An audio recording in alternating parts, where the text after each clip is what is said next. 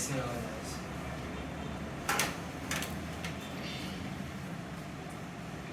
honorable Daès, honorable délégué de l'Inde et de la Russie, de la Chine et des États-Unis, du Brésil et du Royaume-Uni, du Kenya, de la France et des Émirats arabes unis. Soyez les bienvenus dans la guerre. Ici, c'est une lutte de corps à corps, horrible et effroyable. Les soldats se foulent aux pieds, s'entretuent sur des cadavres sanglants, s'assomment à coups de crosse, se brisent le crâne, s'éventrent avec des armes dûment fabriquées.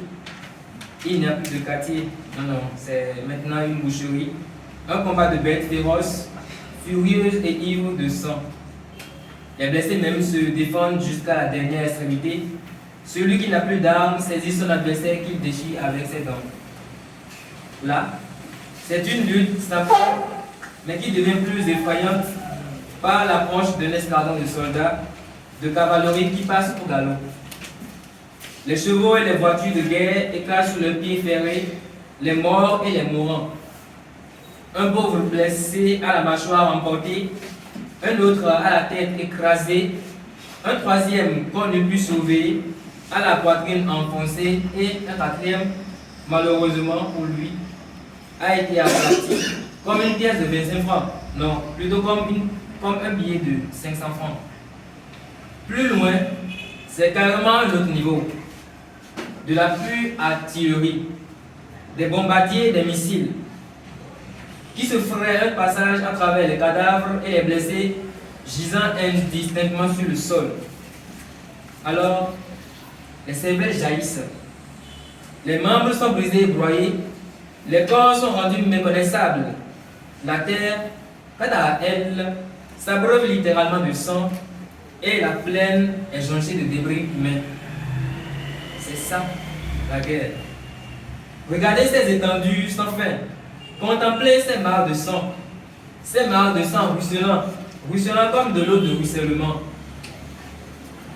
Ces mares de sang coagulées par le vent, oui, par le vent, la poussière, le soleil, le vent.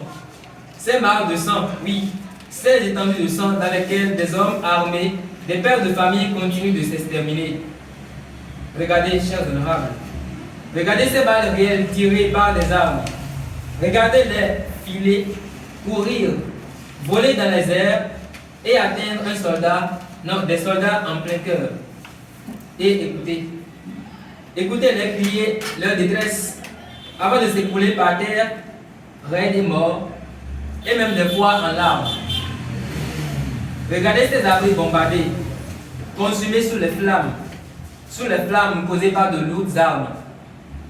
Avez-vous vu ce cataclysme, ce spectacle effarant? Et cela ne vous dit rien? Regardez chacune de ces mères pleurer, crier. Où est mon fils? Allez vous leur répondre. La guerre l'a pris, madame. Il a rendu service. Est-ce que vous voyez les larmes de ces milliers d'enfants qui ne verront plus jamais leur père? Leur père tué par la guerre, cette guerre faite par des semblables?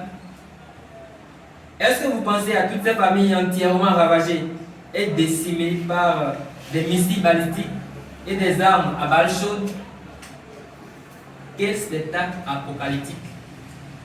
Quel rêve désolant, rappelant à chacun et à tous pas une, mais deux, oui, deux réalités similaires déjà vécues et se déroulant sous nos yeux. La SDN est morte. Elle a été si cruellement torpillée par une guerre, pas une seconde guerre mondiale qu'on aurait dû éviter.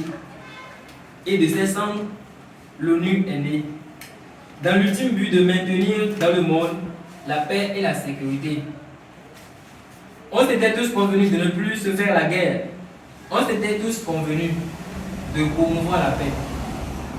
Mais où est cette paix en Ukraine actuellement? Peut-on parler de paix en Russie en ce moment? La réponse, vous la connaissez. En signant cette présente résolution, ce sont les larmes de ces femmes que vous séchez. En signant cette présente résolution, chers honorables délégués, c'est la paix que vous apportez. En signant cette présente résolution, c'est la souffrance de ces soldats que vous abrégez. c'est la joie. C'est la joie, le sourire, la paix et le rire que vous procurez à ces milliers de personnes qui ont leurs yeux larmoyants fixés sur vous et qui n'attendent que vous pour manger un peu de pain paisiblement et étancher la soif qui les tenait depuis si longtemps. Vous serez des héros, oui, des héros de votre temps, et vos noms resteront dans les annales pendant longtemps. Pensez à toutes ces atrocités des affrontements et posez-vous la question, et si c'était moi? Et répondez-y franchement. Puis après, prenez la résolution que plus jamais cela n'arrive, car tous nous sommes concernés. Les États-Unis mexicains vous remercient.